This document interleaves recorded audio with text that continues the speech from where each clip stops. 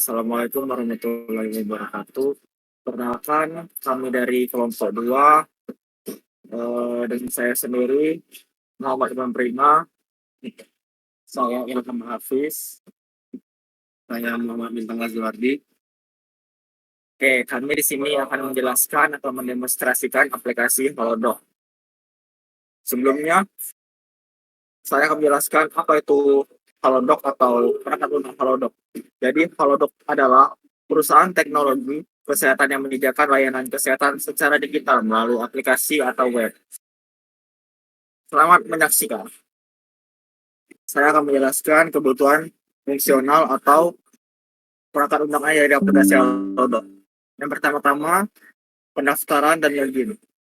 Pendaftaran dan login itu sangat diperlukan karena untuk mengakses dari perangkat lunak tersebut kita harus daftar lalu login. Ini tampilan daftar dan login. Yang kedua, verifikasi akun. Setelah kita daftar, biasanya akan dikirim kode verifikasi untuk mengetahui apakah benar atau tidaknya akun tersebut milik kita sendiri. Yang ketiga, pemulihan akun. Pemulihan akun ini terkhusus apabila akunnya sedang bermasalah seperti lupa sandi atau lagi diblokir. Yang keempat, pemilihan tanggal dan waktu janji temu yang tersedia. Di sini di Halodoc ini kita bisa buat janji kapanpun kita mau kepada dokter siapapun yang kita mau. Kelima, pemilihan jenis tamu. Pemilihan jenis tamu tersendiri maksudnya adalah kita bisa pilih mau bertamu ke rumah sakit mana, mau bertamu kepada siapa, ya ke spesialis apa, atau bertamu kepada konsultasi. Yang keenam, konsultasi melalui chat. Jadi kita itu konsultasi melalui chat kepada dokter yang kita hubungi. Selanjutnya ada fitur berbagi file. Fitur ini bisa membagi file ketika kita konsultasi. Ketika kita chatan dengan dokternya, kita bisa membagi file seperti foto atau video. Kedelapan, pengingat janji tamu. Jadi ada fitur dari Halodoc ini, fiturnya tuh kayak pengingat, kayak nanti diberi notifikasi. Yang ke-9, pembayaran berbagai metode. Jadi kita bisa membayar untuk konsultasinya melalui banyak berbagai metode seperti uang elektroniknya sekarang, GoPay, ShopeePay, Dana, dan lain-lain, atau kartu kredit dan debit. Selanjutnya ada yang 10, fitur pembayar cicilan. Di Halodoc ini sangat unik karena kita bisa nyicil, bayarnya bisa nyicil. Terus yang ke-11, menampilkan riwayat konsultasi online dan janji tamu. Di Halodoc ini bisa kita lihat semua riwayat kita pernah konsultasi di siapa, riwayat beli obat apa, riwayat ke dokter mana, riwayat ke rumah sakit mana. Selanjutnya download yang ke-12, mendownload riwayat konsultasi. Dan hebatnya lagi, di Halodoc ini kita bisa mendownload dari riwayat konsultasi tersebut. Ya, bisa di-download. Yang ke-13, fitur pencarian riwayat konsultasi. Jadi di konsultasi ini kita bisa mencari dengan cara memfilter. Ada banyak pilihan seperti buat jenis konsultasi, pesanan obat. Terus ini akunnya. Yang ke-15, pengaturan privasi. Tentunya di Halodoc ini privasi kita sangat aman karena udah verifikasi tadi, terus ada sandinya dan segala macam. Pengaturan referensi. Referensi ini mungkin maksudnya kayak ya rekomendasi untuk rujuk kemana, untuk ngambil obat apa, maksudnya kayak ya pokoknya mau rujuk kemana. 17, notifikasi. 17, notifikasi janji temu. Sama kayak pengingat janji temu tadi. Jadi nanti notifikasi apa? Ya, masuk. Nanti bakal ada notifikasi sebagai pengingat kita, sebagai Untuk itu, untuk janji temu. Ke-18, notifikasi perubahan jadwal dokter. Kalau ada perubahan dari jadwal dokternya, dari dokternya atau dari kita, maka akan dimunculkan notifikasi agar kita tidak salah jadwal. Ke-19 ada live chat. Ketika konsultasi, kita akan Dokter yang online ya dokter yang online dan offline. langsung di chat. Bisa lah di chat secara live. Dia tuh kayak kita tuh nggak nunggu. Jadi ada sesi waktunya, chatnya secara langsung, secara live kayak gitu. Ya. Ke-20, fitur pelacakan status tiket dukungan pelanggan. Kita bisa melihat tiketnya itu dari mana dan di mana tiketnya segala macam. Kita selanjutnya akan dijelaskan fitur fungsional dan non fungsional kepada teman saya Bintang. Ya, saya di sini mau di tengah Zuardi, saya akan melanjutkan penjelasan dari partner saya tadi. Oke, di nomor 21 itu ada fitur pengingat minum obat. Nah, kalian tinggal scroll ke bawah. Nanti di sini ada tulisan fitur pengingat obat. Tinggal kalian klik ya. Selanjutnya di Halodoc ini juga ada fitur pemesanan ambulan. Juga ada fitur perencanaan apotek terdekat. Terus di 24 ada fitur pembelian obat online.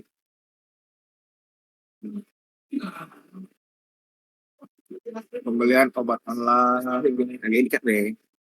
Ya, obat gimana? Ini untuk kesehatan. Nah, di sini juga di nomor 24 ada fitur pembelian obat online. Ini ya namanya toko kesehatan. Klik. Nah, sini ada obat tentang teknologi, perawatan, susu kesehatan seksual, ibu dan anak, kecantikan perawatan diri. Dan itulah tentang obatnya. Nah, selanjutnya di nomor 25 ada pemesanan laboratorium. Nah, sini fiturnya. Oke, paham. Nah, di sini kalian lihat ada berapa banyak di sini ya. yang mau kalian cek. Ya, dan kalian klik saja. Terus di 26 ada fitur pemesanan radiologi. Sama kayak di sini tadi Sama. lah, tinggal kita cari aja Ya. radiologinya. Tinggal Ada banyak tentuin. Ya, Tinggal tentuin. Nomor 27 ada pemesanan fisioterapi. Sama saja. Di sini juga ada. Tinggal kalian cari. Di sini ada contoh ya. Jangan lupa download aplikasi Halodoc. Terus lanjut ke fitur konsultasi dokter gigi. Halodoc. Tinggal kalian ke chat dokter dan sini carian dokter gigi. Dokter gigi. Nah, ini ya, tinggal kalian klik gigi. Set. Nah, ini sudah banyak dokternya ya.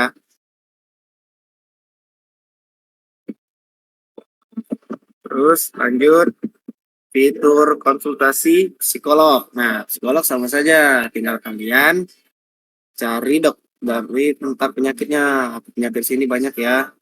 Nama psikolog.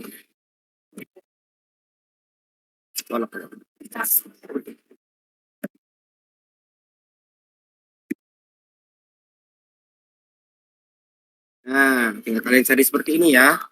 Sini ada psikolognya. Nah, dengan THT juga ada THT. Lanjutnya.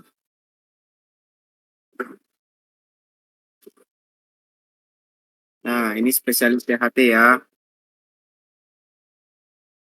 Selanjutnya ada kebutuhan yang fungsional. Yang pertama itu ada kerahasiaan data pasien. Data pasien yang harus dilindungi dari akses yang tidak sah. Yang kedua, ketiga dua ada integritas data. Data pasien harus akurat dan tidak dapat diubah secara tidak sah. Yang ketiga ada ketersediaan data. Data pasien harus tersedia kapanpun diperlukan. Yang keempat ada akses kontrol. Akses ke data pasien harus dibatasi berdasarkan peran dan izin. 35 ada enkripsi data. Data pasien harus dienkripsi selama penyimpanan dan transmisi. 36 ada audit trial. Semua akses ke data pasien harus dicatat.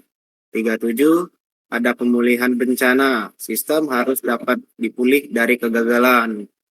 38, keamanan jaringan yang digunakan untuk mengakses data pasien harus aman. 39, perlindungan terhadap serangan. Sistem harus dilindungi dari serangan cyber. Kebutuhan dan fungsional selanjutnya akan dijelaskan oleh partner saya, Budin Cekidot. Baiklah, saya Ilham Hafiz akan melanjutkan penjelasan dari Bintang Lazuardi mengenai kebutuhan non-fungsional aplikasi Halodoc. Nomor 40 ada waktu respon, yaitu sistem harus merespon dengan cepat. Yang ke-40 ada ketersediaan. Sistem harus tersedia 24/7. Yang ke-41 ada skalabilitas. Sistem harus dapat menangani peningkatan jumlah pengguna dan data. Yang ke-42 ada performa aplikasi. Aplikasi harus berjalan dengan lancar dan responsif. Yang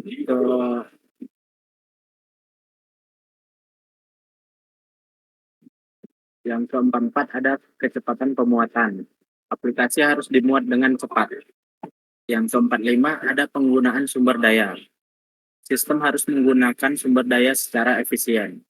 Yang ke-46 ada kemudahan pengguna, yaitu aplikasi harus mudah digunakan dan dipahami oleh user. Ke-47 ada antarmuka pengguna. Antarmuka pengguna harus ramah. Antarmuka pengguna harus ramah pengguna dan intuitif. Yang ke-48 ada aksesibilitas. Aplikasi harus dapat diakses oleh semua pengguna, termasuk pengguna dengan disabilitas. Yang ke-49 ada dukungan bahasa. Aplikasi harus mendukung berbagai bahasa. Yang ke-50 ada dokumentasi. Aplikasi harus dilengkapi dengan dokumentasi yang komprehensif. Yang ke-51 pelatihan. Pengguna harus diberikan pelatihan yang memadai tentang cara penggunaan aplikasi. Selanjutnya, 52 ada kestabilan. Sistem harus stabil dan dapat diandalkan. Yang ke-53 ada toleransi kesalahan. Sistem harus dapat menangani kesalahan dan kegagalan. Yang ke-54 ada pemulihan. Sistem harus dapat pulih dari kegagalan. Yang ke-55 ada monitoring. Sistem harus dipantau secara berkala untuk memastikan kinerja dan stabilitas. Kemudian 56 ada kepatuhan hukum. Sistem harus mematuhi semua undang-undang dan peraturan yang berlaku. Kemudian 57 privasi. Privasi pengguna harus dihormati dan dijaga. Yang ke-58 etika. Sistem harus dirancang dan dikembangkan dengan mempertimbangkan etika. Yang ke-59 ada keberlanjutan. Sistem harus dirancang untuk menjadi berkelanjutan atau bisa berkembang. Yang ke-60 ada integrasi. Sistem harus dapat terintegrasi dengan sistem lainnya. Demikian penjelasan dari saya dan teman-teman saya mengenai kebutuhan fungsional dan kebutuhan non-fungsional. Kami akhiri. Assalamualaikum warahmatullahi wabarakatuh.